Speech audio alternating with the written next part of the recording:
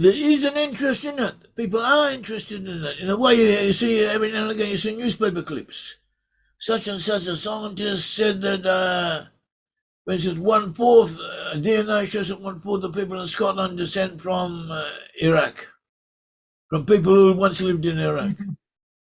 And Really? actually, when you read it, it didn't really say very much, but it was interesting. But these were headlines in a certain newspaper in Scotland, and it arouses interest.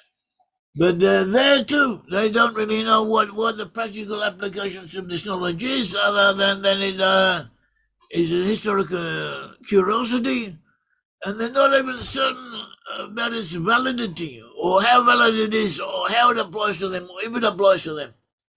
So we can show them from the Bible that it should apply to them, that it does apply to them, and that even if that particular piece of information is mistaken, there are there's much more, there's more knowledge, there's additional knowledge that confirms it. So that is what we have, and potentially people will come, or we'll see how things go. Just sowing seeds, I guess. Okay. So anyway, now I'll go into the second half about the history of early British Israel. Yes, we identify those 10 tribes with non-Jewish ethnic groups who became prominent amongst English-speaking peoples and nations of Western Europe. English-speaking peoples are largely identified with Joseph as Ephraim and Manasseh. These encompass the British Isles as Ireland, North Ireland, Scotland, England, Wales, the USA, Canada, Australia, New Zealand, South Africa. Some immigrant groups, such as the Germans who migrated to the USA, also found to be ethnically distinct from the peoples they left behind, and more likely those they were going to. They were, in other words, the Germans who came to the USA in the great migrations of the 1700s and so on, were physically more similar to the peoples that were joining up within the USA than those they left behind in their homelands, as if they'd always been belonging to social groupings or different elements that were different from the other rest of the population in those areas. Also find many from lost 10 tribes, significant portions from the lost tribes amongst the nations of France, Switzerland, the Netherlands, Belgium, Sweden, Denmark, Norway, Iceland, Finland. And most of these peoples, not all of them, but most of these peoples, according to DNA, they have R1b and R1b DNA on the male side, the way high blood group of R1b. Whereas Jews have other high blood groups, such as J, 35 to 45%, E1b, 1b, 15 to 20%, I, about 5%, R1b, about 12%, R1a, 8%. It varies from between the Ashkenazim and Sephardim, but on the whole, these are the proportions, these are the components. We understand now that future studies will probably reveal that all these DNA findings, as they are now understood, they were not mistaken, they are correct, only within a limited time frame. That after about 500 BCE, all the DNA of Western Europe drastically changed from one type to another, or from several types to one type.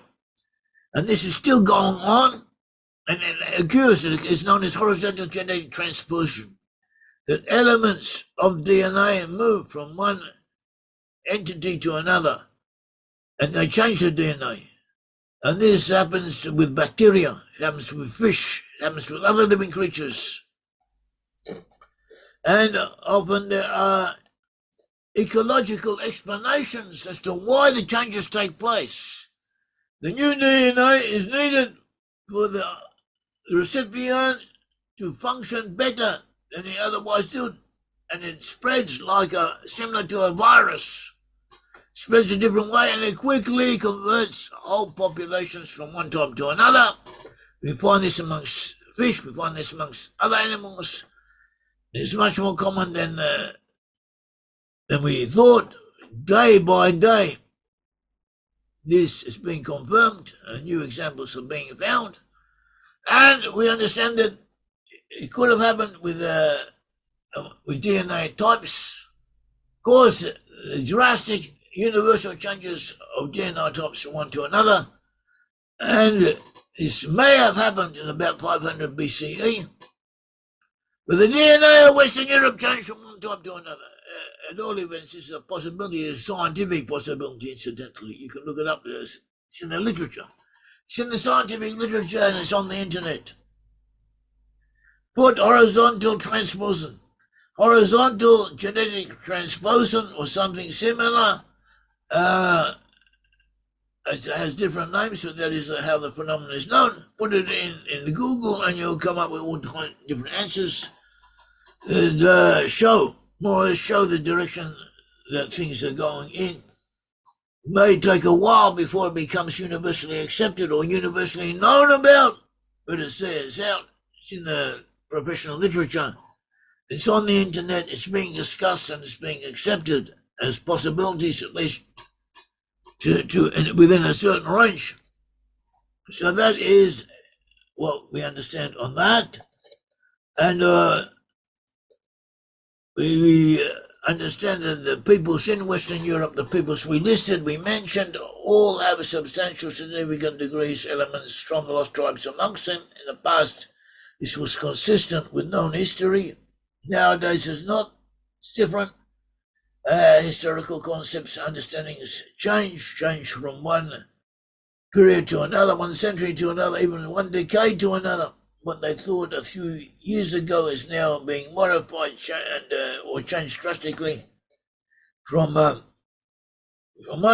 mode of understanding to another. In the past, in the recent past, they thought that all the different types of culture in the British Isles, in Europe, were caused by new peoples coming in.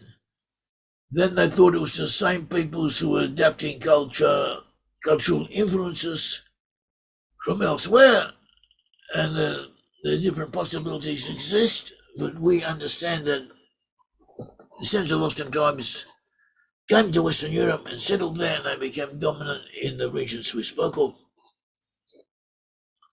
And something of this concerning their origins can be found in archaeology and in legends. Once you read them with a discerning eye, once you read the findings with a discerning eye, you can find evidence supporting this. Once you know about this in principle and you look for it, you can find it because it's there. A lot of it is there. There are different sources of information, different points of information, new findings and so on. They dovetail with each other, they strengthen each other, and they are valuable to us. And these peoples, they had forgotten, they had been turned away from believing in the God of Israel, or they turned themselves away, they intermixed with other peoples, they learned different languages, different cultural values have been split up, subjugated, moved around. They lost everything, they lost racial memory, they lost their memory of their ancestry, they lost their language, they lost the ability to read in some cases. They survived physically, they stayed together, and here and there, memories of their past are referred to. And with the coming of Christianity, these memories were revived and reapplied. And we find these from ancient times, the idea that lost end tribes are amongst Western peoples is associated with British Israel. The British Israel World Federation was formed in 1919. Before then, in the 1800s, had been a widespread movement. A lot of different people believed in it. A lot of people wrote about it. And these people were different one from another. Some of them were serious, some of them were dreamers, some of them were fanatics, eccentrics. Some of them were serious, and anything new, any revolutionary, anything new always has this. This is an aspect of all new understandings of reality. And you had all these different types, and this is what the belief is associated with, but actually it goes references to it, or reference possibly referring to it have been found from an early time. Gildas was a monk who wrote during the time when the Anglo-Saxons were invading England. He was probably from Scotland. He may have been from Wales. At all events, Gildas belonged to the British people of Celtic culture. He described the Anglo-Saxons who were invading as bringing disaster on the local population, and he referred to the local population as the true Israel came out of Egypt, the real Israel came out of Egypt. Also, as a line of Gad. So these references, they are known about. They are there. You can see them. You can go on the internet. You can find the account of Gildas, and you look for it. You can find these expressions, and some of them. Some relate to these expressions as simple curiosities. People say things. Also, they may have been figurative or wishful thinking, and or literary expressions. At all events, they were there. Irish and Scottish chronologies and legends here and there imply, or even take for granted, that in some way, whether in a symbolic manner or in actual fact, they were descended from Hebrews. We find references to this. And but these people were Christians. Some of them were recent Christians and had been pagans not long ago. And a lot of new Christians take it for granted that they too originally had been Israelites. It seems to be a social phenomenon. And also that they'd, as Christians, they'd replaced the Jews. They'd become the new Christians. That is also, it's not a replacement in their theology. It's also an aspect of Christianity, or of some understandings of Christianity. It's a theological school of thought. It's well known that as if the Christians have become the true Israelites. They're now the chosen people in place of the Jews. So some of them may have taken this to an extreme and considered also physically that it was true. We also have in Scotland the Declaration of Arbroath. The Declaration of Arbroath was a letter dated in 6th of April 1320, and a place called Arbroath in Scotland. It was written by Scottish barons. It was addressed to Pope John the 22nd. What the background is that Scotland was separate from England, a separate country from England. And they had been fighting against England. The English wanted to take Scotland over. The English were ruled by the Normans, or descendants of the Normans. And they were trying to conquer Scotland. The Scottish under Robert the Bruce, were fighting for their independence from England. They were fighting against Edward I of England. And the church had recognised the rights of England to rule over Scotland. The church recognised the rights of England to rule over Scotland. It was in the English interest that the English ruled over Scotland. Maybe also other references made the Church of Scotland was too independent, too different. Also, at that time, many Scottish Christians practiced Jewish customs. They had ideas that they were descended from the Israelites, and they had Jewish customs and believed that they were Jews. They have references to this. And there may have been other reasons. Anyway, the church, for its own reasons, was in favour of England ruling over Scotland, and they had demanded that Scotland cease its war against England, that they agreed to a truce. And Robert the Bruce was the king of Scotland, had disobeyed the Pope, and he had been excommunicated. So these nobles wrote a letter, got together, wrote a joint letter protesting against this. The letter asserted the antiquity of the independence of the Kingdom of Scotland and denounced English attempts to subjugate it. And the letter says, this letter is written in 1320, the nation of the Scots having come from Scythia the Great through the Tuscan Sea, there's the Mediterranean portion of the Mediterranean, and the Hercules Pillars, and having for many ages taken its residence in Spain in the midst of a most fierce people, could never be brought in subjection by any people, how barbarous soever. And having removed from these parts about 1,200 years after the coming of the Israelites out of Egypt, did by many victories so much toil obtain there the parts in the west which they still possess. So the letter at a symbol level So the symbol level is declaring their independence, declaring that they've always been independent, despite having faced people, fierce peoples who tried to take their independence away from them, and that they had passed through the seas and eventually come to Scotland, where they now dwell. And this was,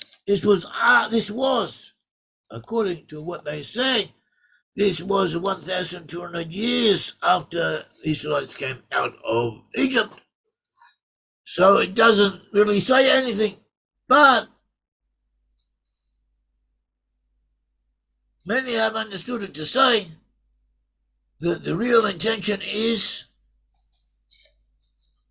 that they are descended from those Israelites who came out of Egypt. And there may be something to this. There have also been debates concerning the original formulation of this declaration in Latin, how it should be read. But there are those who have seen significance in this, as if it is referring to the ancestry of the Scottish themselves as being connected to Israel. And we have Irish documents, the Irish at that time, many in Ireland was closely connected with the Scots, who also indicate an ancestral association with the Israelites when they came out of Egypt. They don't necessarily say that they were the same as Israelites, but they say that their ancestor was with them, traveled with them, camped with them, helped them, and there may have been religious reasons not to obviously assert their association physically with Israel, but the possibility is there.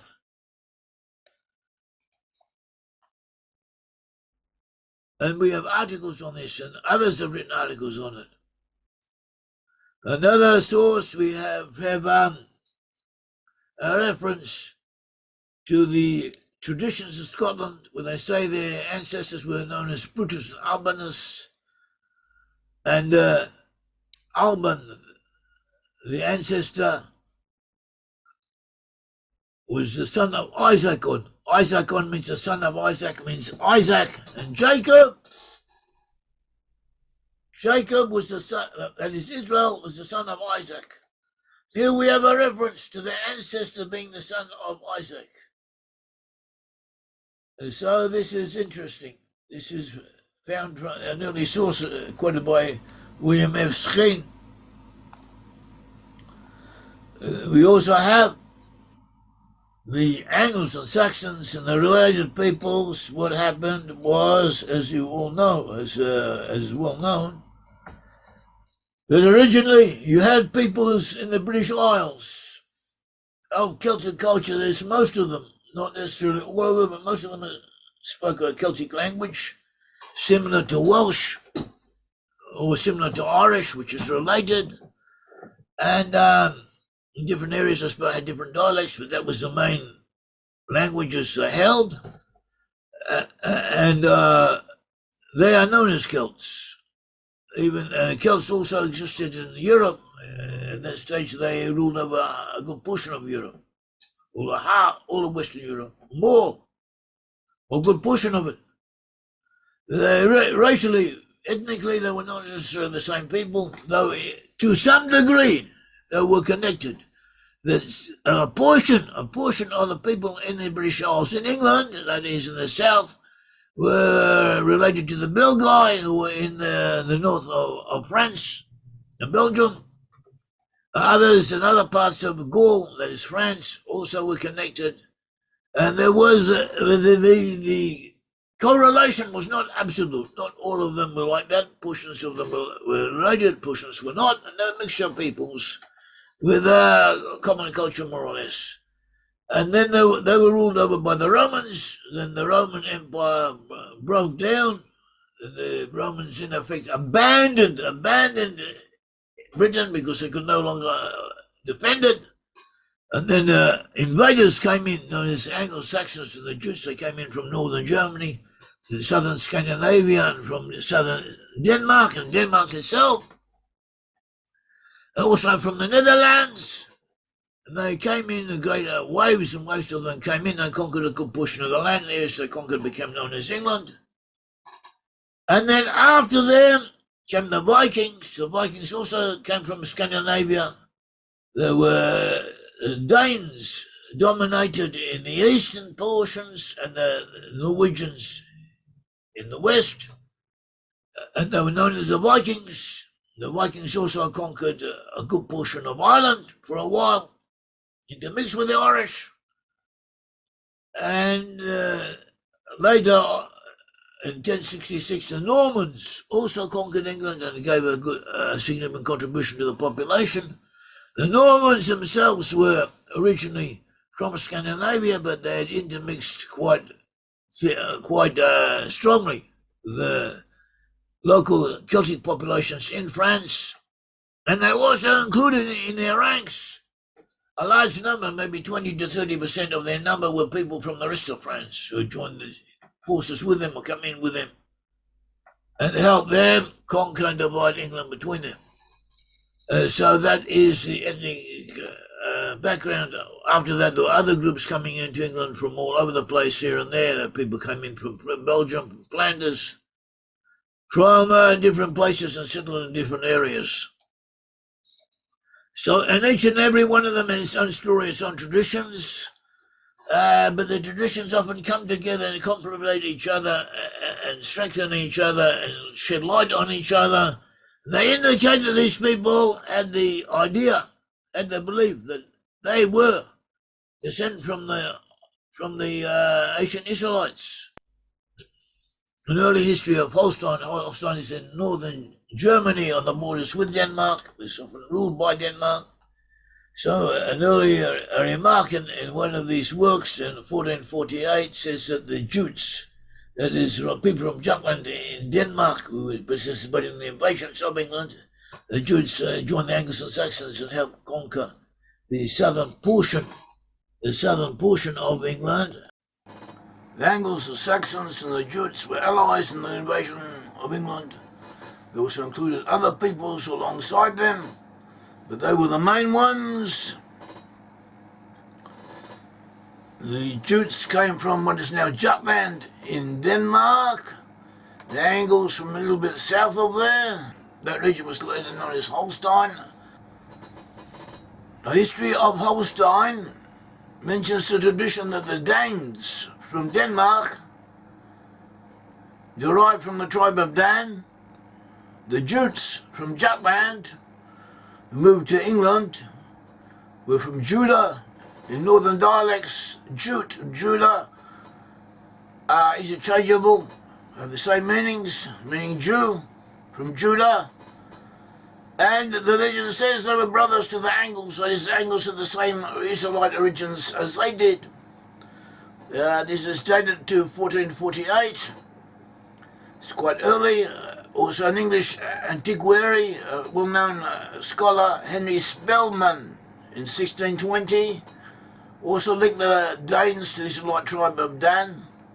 Saxo, even before then, Saxo Grammaticus, 1160, 1220, this history of the Danish people, says that the ancestor was Dan the Great, and he was a brother of Angle and the son of Humble from the word humility.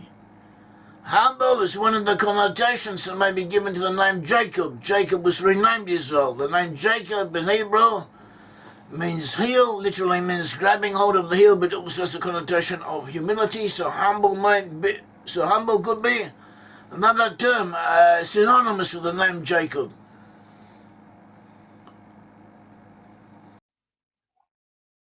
In the Anglo-Saxon Chronicle, written by the early Anglo-Saxons in the time of King Alfred, 870s, it says that the Anglo-Saxons are descended from Shem, son of Noah.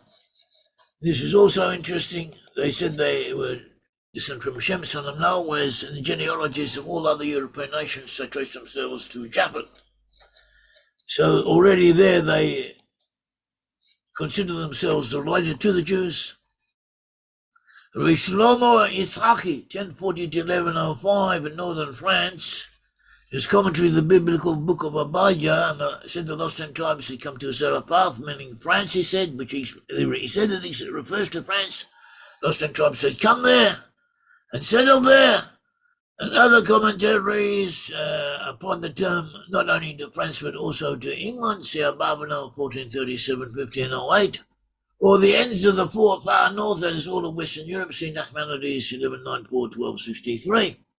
And these are all very, very important in Arabic and Jewish tradition. They are the major authorities in many areas of early Jewish thought.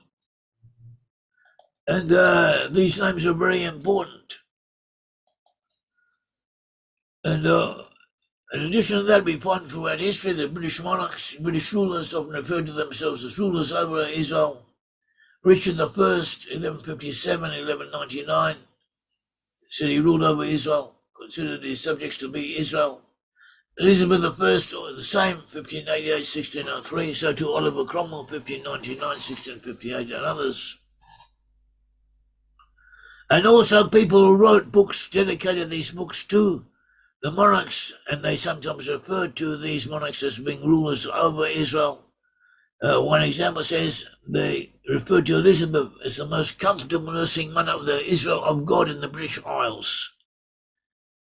And Francis Drake, a very famous navigator and pirate and warrior, he led the English ships against the Armada when the Spanish attempted to conquer England. And Francis Drake wrote a letter to the Queen, and he referred at the end that God may be glorified, His church, our Queen, and our country preserved, the enemies of truth vanquished, and that we may have continual peace in Israel. So he referred to the English as Israel.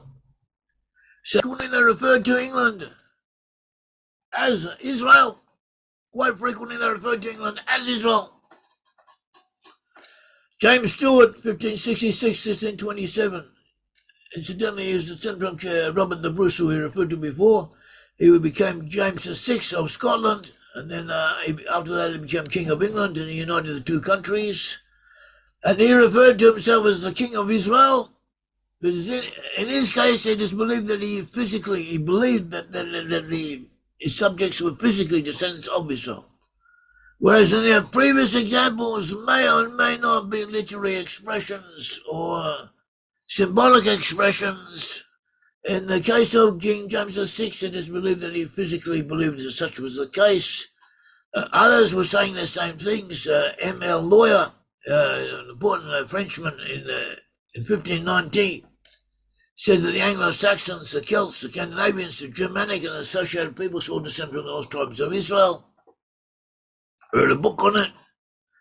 Sir Jacob Abadi, also a French Protestant minister, Huguenot, a well-known writer. He became an official in Ireland, and he said that the blessings given to Abraham and his descendants were bestowed by God forever. They could never be changed. They can never be fully revoked. Therefore, they had to come into fruition, and therefore the 10 tribes must exist in some place, in some area. And he concluded that they were most likely the 10 Gothic peoples, including the ancestors of British, who invaded Europe at the waning of Europe's power. In Holland, in the Netherlands, there was an early tradition of being related to Israel, and these legends usually associated the Angles and Saxons along with them. It's also being descended from Israelites. There was a source in 1696 by an author named Smullegang, to raise Dutch people such as the Batavians, the Frisians, and the Manapians, and other Thracian Hebrews. In 1736, Robertus Albertoma said that the Hebrews came to the Netherlands, and they quoted a source saying that the Netherlanders came from Gilead, son of Manasseh, and a Dutch Jewish poet, Isaac de Costa, 1798-1860, who also identified the Netherlanders, the people in Holland, with Israelites. In addition to that, there were Frisian legends. An early source I found in the rare book section in the library in Jerusalem An account made by Jean-Francois Le Petit of the legends and traditions concerning people who dwelt in the Netherlands, and there he mentions three brothers, Saxo, Frisio, and Bruno, Saxo, Frisio, and Bruno. Saxo represents the Saxons, Anglo-Saxons, Frisio, the Frisians, Bruno, apparently also the Angles, Bruno possibly the Angles, because Ptolemy placed the Angles before they moved to apparently the Angles originally dwelt in what is now what later became Prussia, and from there they moved to northern Germany on the border with Denmark, and from there they may have moved to Frisia before invading England, or some of them moved directly from that region in northern Germany, bordering Denmark, to England in the Anglo-Saxon invasions. At all events, this source that I found dates to 1601, but there are other sources sent to us by Fred Kozlak in Frisian, of ancient Frisian legends, and they too have the same story. And they say that these brothers dwelt in Jerusalem. They dwelt in Jerusalem before it was destroyed, before it was captured by Nebuchadnezzar. In other words, Jerusalem equals the land of Israel in general, and before it was captured by Nebuchadnezzar means before the Babylonian conquest, that they dwelt in Jerusalem and then they moved out of it, and then they went to areas in Central Asia, and after that they moved westward. And this also ties in with their Israelite origins and traditions concerning them.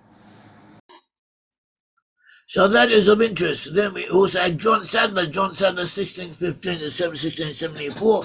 He became the private secretary of Oliver Cromwell. Oliver Cromwell was the leader of Puritan forces, religious Puritan forces who fought against the King of England over the rights of the king, of monarchs, against the subjects. And they fought against the forces of the king, and they defeated him, and they took over England and ruled it for a period. And Oliver Cromwell was at their head. Oliver Cromwell was a religious man. He was well versed in the Bible, and he also believed that the Jews were part of the chosen people, and apparently also believed that the English themselves were related to them.